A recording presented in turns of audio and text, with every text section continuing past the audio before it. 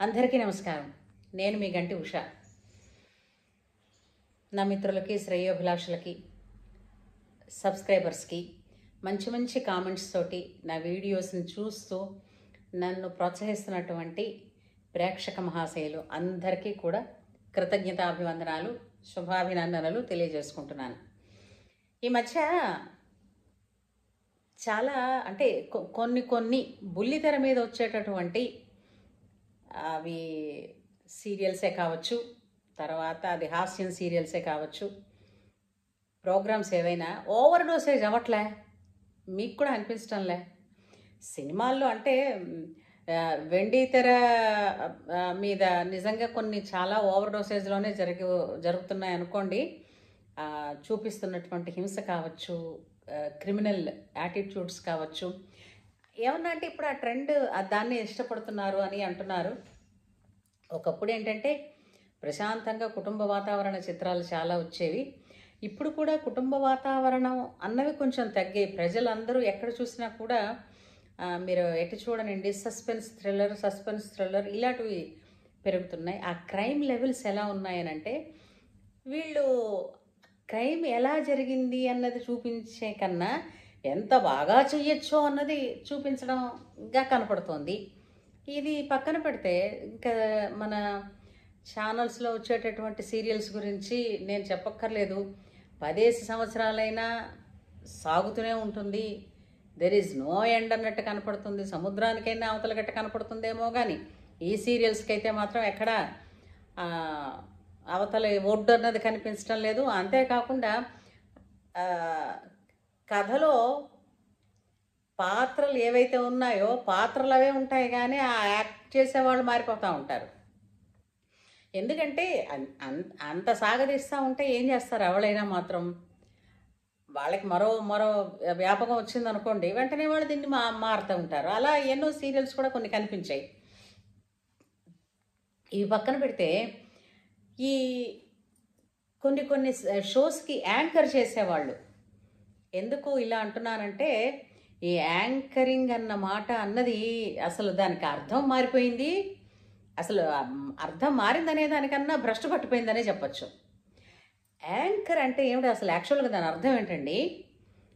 Stage వేదిక మీద జరిగే కంటెంట్కి కూర్చున్నటువంటి ఆడియన్స్కి మధ్యన అనుసంధానాన్ని తీసుకొచ్చేటటువంటి, భావజాలంతో తీసుకొచ్చేటటువంటి పని చేసేవాళ్ళు యాంకర్.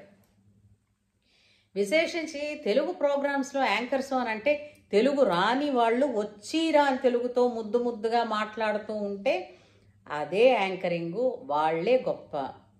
వాళ్ళకి మొహం మీద ఉన్న రంగు కన్నా నోట్లోంచి వచ్చే భాష మాత్రం కొంచెం తక్కువే. ఇలా అంటున్నానని వాళ్ళని తక్కువ చేశానని కాదు. నేర్చుకుంటే ఎప్పుడైనా సరే విద్యని ఎవరు కూడా నాశనం చేయలేరు. ఇది అంతే కదండి. ఎవరి బుర్రలోంచి విద్యను ఎవరు తీసుకెళ్ళలేదు. బ్యాంకులో అకౌంట్ అయినా డబ్బులైనా తీసేసుకోగలరు. కానీ అంచేత మాట్లాడేది తెలుగు షో అయినప్పుడు పూర్తిగా నోరుని ఓపెన్ చేసి సలక్షణంగా తెలుగుని తెలుగులాగా ఉచ్చరించి చెయ్యలేరా? ఈ వచ్చిరాని ముద్దు మాటలు మాట్లాడితే అది పెద్ద గొప్ప, అది క్రేజీయే, అర్థం కావటంలే. ఇవన్నీ పక్కన పెడితే తెలిసి తెలియని జ్ఞానంతో పండగలన్నింటికి ప్రతి పండగకి ఓ ఈవెంట్ చేసేస్తున్నారు. ఆ ఈవెంట్లో ఓ యాంకరు ఓ జడ్జి ఉంటారు. ఇంకా ఇంతకీ ఈ పండగ గురించి ఏంటి మీరు చెప్తారని ఈ యాంకర్ గారు తను అడుగుతారు. విన్నేమో ఆ జడ్జి గారిని అడిగితే ఆ జడ్జి గారు దీని సంగతి ఇది అని చెప్తారు. దానికే ఉంటుంది మినిమమ్ ఇన్ఫర్మేషను గూగుల్ కొట్టేస్తే చెప్పేస్తుంది. ఇప్పుడు చాట్ జీపీటీలో ఇవేవో అన్నీ చెప్పేస్తాయి. ఇది కాదండి మన సంప్రదాయం అంటూ సంప్రదాయం కన్నా భిన్నంగా వెళ్ళిపోతున్నాయి. కొంచెం ఆలోచించండి. ఎందుకంటే ఇప్పుడు కొన్ని ప్రోగ్రామ్స్ ఉన్నాయి. ఈ ప్రోగ్రామ్స్లో ఏంటంటే ఫస్ట్ లెవెల్లో ఒకళ్ళనొకళ్ళు క్రిటిసైజ్ చేసుకోవడం అనేటటువంటిది ఒక హాస్యం. ఈ క్రిటిసిజం ఏ లెవెల్లో ఉంటుంది అని అంటే మనకు ఒక్కొక్కసారి అనిపిస్తూ ఉంటుంది, వీళ్ళు నిజంగానే వాళ్ళ పర్సనల్ లైఫ్ని క్రిటిసైజ్ చేస్తున్నారా? ఎంత వృత్తి అంటే కడుపు కోసం ఎంత వృత్తి చేసినా కొంతమందిని వాళ్ళ లైఫ్లో ఎప్పుడో ఎరుగో ఎరక్కో ఒకసారి చేసిన పనికి పదే పదే ఆ టాపిక్ని మరి అదే సక్సెస్ అవుతుందని అంటే ఇక్కడ అనిపిస్తుంది ఈ మెంటాలిటీ చేస్తున్న వాళ్ళది అలాగే ఉంది, చూస్తున్న వాళ్ళది కూడా అలాగే ఉన్నట్టున్నది. అలాగా ప్రతి చోట ప్రతిసారి అదే పనిని తిరిగి రిపీట్ చేస్తూ ఉండడం వలన అది హాస్యానికి పండుతుందేమో కానీ నిజానికైతే అది బాగోదండి. కొంచెం ఎందుకంటే రేపు పొద్దున్న తర్వాత వాళ్ళ తరాలు వాళ్ళ పిల్లలు చూస్తారు కదండి, అది వేరేగా ఉంటుందన్నమాట. ఎందుకంటే వాళ్ళ పిల్లల్లో స్కూళ్ళల్లో మాట్లాడుకునేటప్పుడు ఇవన్నీ భవిష్యత్తు నేను అంతవరకు ఆలోచించలేదని ప్రతి వాళ్ళు అనేస్తూ ఉంటారు. అంతవరకు అన్నది అది ఎక్కడో ఎంతో కొన్ని వేల మైళ్ళ దూరంలో లేదండి. నెక్స్ట్ ఇయర్ లేదా 2 years 3 yearsలో ఉంటున్న భవిష్యత్తే ఇదంతా. ఆలోచించండి. అలాగే చాలామంది డ్రెస్ కోడ్ గురించి ఇంకా డ్రెస్ ఏంటంటే మాకు నచ్చిన డ్రెస్ మేము వేసుకుంటామండి అని అందరూ అంటున్నారు. సరే, దానికి దండం పెడదాం. ఇప్పుడు లంగావాణి వేసుకోవడం అంటున్నారు కదా, లంగావాణి అన్నది అంత ప్రముఖమైన విశేషమైనటువంటి డ్రెస్సే అయితే ఒకప్పుడు లంగావాణి నిత్యం వేసుకునేవాళ్ళు. ఈ రోజున దాన్ని పెద్ద వయస్సుతో తేడా లేకుండా ఎవరైనా సరే ఏదైనా ఒక పండగ ఈవెంట్ చేయాలన్నా, ఒక సెలబ్రేషన్ ఈవెంట్ చేయాలన్నా కూడా లంగావాణిలు వేసుకుని వస్తున్నారు. ఎందుకట అప్పుడు ఈ కొట్టు చీకుడు, సారీ ఇలా అన్నానని కాదు, అప్పుడు ఆ డ్రెస్సులు ఏమి అక్కర్లేకపోయాయా అంటే మీకు కూడా తెలుసు సంప్రదాయమైనది ఏదో, అందమైనది ఏదో. అందులో మీరు ఆలోచించి చూడండి, లంగావాణిలో కంఫర్ట్ లేదా, అందం లేదా? దాన్ని ఏంటంటే ఇప్పుడు స్కూళ్ళకి వెళ్ళడానికి పోనీ కంఫర్ట్గా ఉండాలి జర్నీ చేయడానికి. ఏమండే అప్పుడు 9 గజాల చీరలు కట్టుకుని ఈ మన స్వతంత్ర ఉద్యమంలో పాల్గొన్నటువంటి స్త్రీలు వాళ్ళందరూ కూడా ఒకసారి ఆలోచించండి. మహారాష్ట్ర వాళ్ళది మీకు అబ్జర్వ్ చేస్తే తెలుస్తుంది, 9 గజాల చీర కట్టుకుంటారు వాళ్ళు. వాళ్ళు కంఫర్ట్గా నడవలేదా? గోచి కుచ్చిళ్ళు పోసి చీర కట్టుకునేవారు, వాళ్ళు కంఫర్ట్గా నడవలేదా? అక్కడ ఏంటంటే మనకి ప్రతిసారి కూడా మన సంప్రదాయాన్ని పాటించడం కన్నా పక్కన సులువుగా ఏదైనా వచ్చిందంటే పడతాం దాని మీద, అంటే మొగ్గు చూపిస్తాం. ఇప్పుడు డ్రెస్సులు ఏదైనా సరే ఇప్పుడు ఇతర జాతులకి అంటే ప్రాణికోటిలో ఇతర జీవరాశులకి మనిషికి ఉన్న తేడా ఏంటంటే ఒక్క మనిషి మాత్రమే వస్త్రాలు ధరిస్తారు, మిగిలిన వాటికి అది లేదు. సో ఈ ధరించే వస్త్రం వాళ్ళకి నచ్చిన రంగు నచ్చిన అంశం తప్పకుండా వేసుకోవచ్చు. అది వాళ్ళకి కానీ ఇతరులకి కానీ ఎబ్బెట్టుగా లేకుండా ఉండేంత వరకు ఓకే. అయితే నాకు నచ్చింది నేను వేసుకుంటే నీకు ఎబ్బెట్టు అయితే నేనేం చేస్తా అని ప్రశ్న వేసేవాళ్ళు ఉన్నారు. పోనీ అవి కూడా కాదనలేదు. కాకపోతే మనమే మళ్ళీ చెప్తూ ఉన్నాం, చూపిస్తూ ఉన్నాం.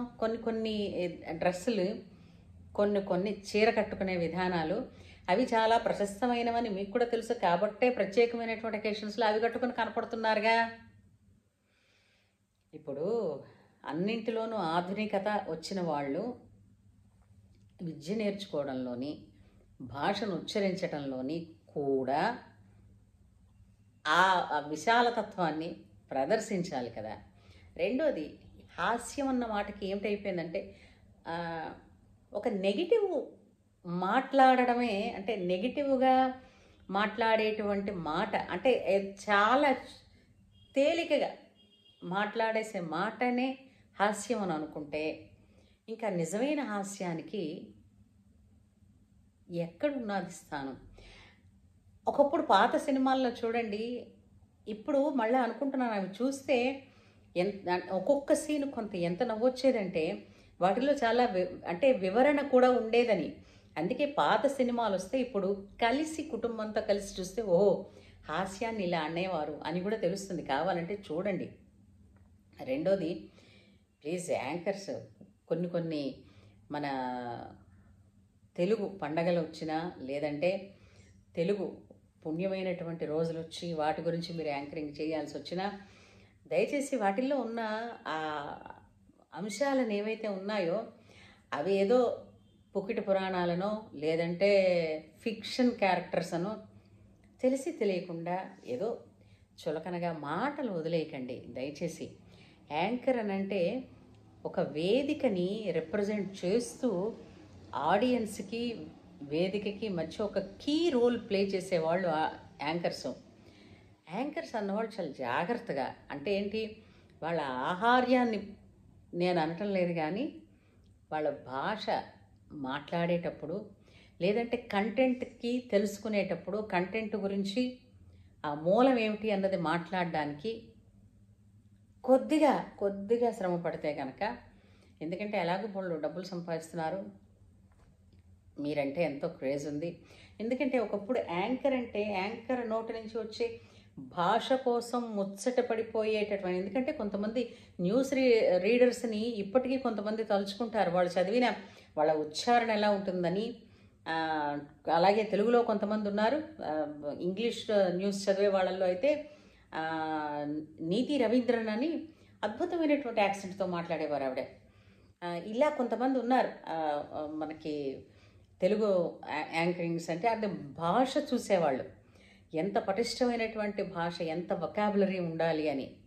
ఇప్పుడు ఏంటంటే ఎంత తక్కువ భాష వస్తే అది కూడా వచ్చి రాకుండా పిచ్చి పిచ్చిగా మాట్లాడితే, అంటే వచ్చి రానిగా వ్యవహరిస్తే అదేదో పెద్ద గొప్ప అనుకుంటున్నారు.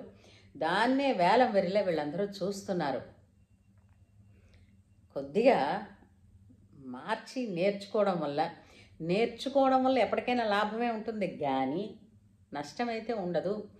నేర్చుకునే ప్రయత్నం చేయండి. ఎందుకంటే ఏ కంటెంట్ గురించి మీరు ఈవెంట్ చేస్తున్నారో ఆ కంటెంట్ తాలూకు ముఖ్యోద్దేశం ఏమిటి, అసలు ఆ ఈవెంట్ ఎందుకు జరిగింది, దాని గురించి నేను ఇన్ఫర్మేషన్ తెలుసుకుని ఖచ్చితంగా మీకు తెలియకుండా గూగుల్లో అమ్మనే నమ్మేసుకోకండి. ఇంకా అంతకన్నా పెద్దవాళ్ళు ఉన్నారు, వాళ్ళని అడిగి తెలుసుకోండి, తప్పు లేదు. తెలుసుకోవడం వలన తల తెగిపోదు, తల దించక్కర్లేదు. సో తెలుసుకోవడం వల్ల చాలా లాభం ఉంటుంది. తర్వాత చిన్న ఈ భాష ఉచ్చారణ దోషాలని తగ్గించుకునే వాళ్ళం అవుతాం. ఏమంటారు? సరేనా? ఇది ఎవరిని మనస్సుల్ని నొప్పించాలని చెప్పటం లేదండి. ఒక ప్రేక్షకులుగా, అంటే మేము కూడా ఇవన్నీ చూస్తున్నాం కదా, ప్రోగ్రామ్స్ని చూస్తున్న వాళ్ళగా మేమేమిటి ఆశిస్తాం? బహుశా నాలా ఆశించే వాళ్ళు ఎంతోమంది ఉన్నారేమో, వాళ్ళందరి ఘోష నా చెవుల్లో వినపడి నా నోటి నుంచి మీకు చేరుతోందేమో. అందుచేత నేను అందరినీ రిక్వెస్ట్ చేస్తున్నది ఏంటంటే, చేసే విధానంలో కొద్దిగా శ్రద్ధ తీసుకోండి, ఉచ్చారణ దోషాలని తొలగించండి సాధ్యమైనంత. అలాగే యాంకర్ తాలూకు డ్యూటీని ఎంత బాగా చేయగలరో ఆ విధంగా చేయండి. అలాగే anchors, judges are playing the key roles to the event.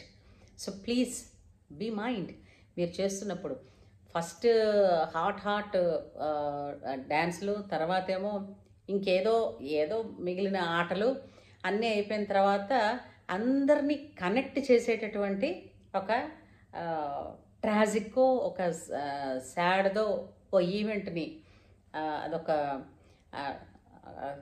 Composing, ఒక డ్యాన్స్తో కూడినటువంటి ఒక ఈవెంట్, ఒక భాగాన్ని, ఒక కథ లాంటి దాన్ని కంపోజ్ చేసి పెట్టేస్తూ ఉంటారు. అది అవుతున్నంతసేపు మీ అందరినీ చూపిస్తూ ఉంటుంది ఆ కెమెరా. ప్రతి వాళ్ళు కళ్ళంటి నీళ్లు తెచ్చుకుంటూ ఉంటారు, కనెక్ట్ అయిపోతూ ఉంటారు. ఆ తర్వాత ఒక్కొక్కళ్ళు దానికి ఎందుకు అంత కనెక్ట్ అయిపోయారు, ఎవరెవరు ఎంత ఎక్కువ బాగా ఏడ్చారని దాని గురించి చెప్పుకుంటారు. ప్లీజ్ ఎమోషనల్ బ్లాక్మెయిల్ వద్దండి.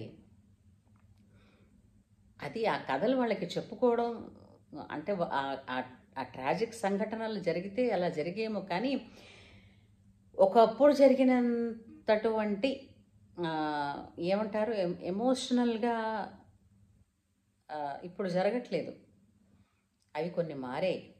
కాకపోతే కొన్ని ఎక్కడ ఎక్కువ ఉన్నాయో వాటిని మనం కొంచెం మినిమైజ్ చేయడానికి చూద్దాం. ఎందుకంటే క్రైమ్ పార్ట్ ఎక్కువ చూపిస్తున్నారు కదండి. ఏదైనా ఇప్పుడు వెబ్ సిరీస్ వచ్చేసాయి, కొన్ని చాలా వచ్చేసాయి, సినిమాలు ఓటీటీలో వచ్చేసే సినిమాలు వచ్చేసాయి. ఏదైతేనేంటి తెర, అది బుల్లితెరే కావచ్చు, వెండితెరే కావచ్చు, ఓటీటీలే కావచ్చు, ఏదైనప్పటికీ కూడా క్రైమ్ అన్నది చూపించడం, క్రిమినల్ యాక్టివిటీస్ని చూపించడం అన్నది సస్పెన్స్ థ్రిల్లర్స్ అని, సాడిస్టిక్ సైకోస్ని, ఈ కథలు నిజంగానే జరిగి ఉండొచ్చు, కాకపోతుంది. కానీ అవి చూపించడం వలన సమాజానికి మనం ఇస్తున్న మెసేజ్ ఏంటి? పసిపిల్లలు చూసిన వాళ్ళు అంత బ్లడ్ చూశారనుకోండి కొన్ని సినిమాల ద్వారా వాళ్ళ ఫీలింగ్ ఎలా ఉంటుంది? అందుచేత ఆనందకరమైన, ఆహ్లాదకరమైనటువంటి మనస్సుని పెంపొందించాలి పిల్లల్లో అని అంటే, నెక్స్ట్ జనరేషన్లో అంటే కొన్ని మారాలండి. అందరూ కలిస్తేనే అంటే ఇంటికో పువ్వు అయితే ఈశ్వరుడికో దండ అవుతుంది కదా, అలా అందరూ కలిస్తేనే నవ సమాజ నిర్మాణం అన్నది జరుగుతుంది. దయచేసి మీరందరూ నా ఈ విన్నపాన్ని వింటారని, ఆదరిస్తారని నేను నమ్ముతున్నాను. ఉంటాను.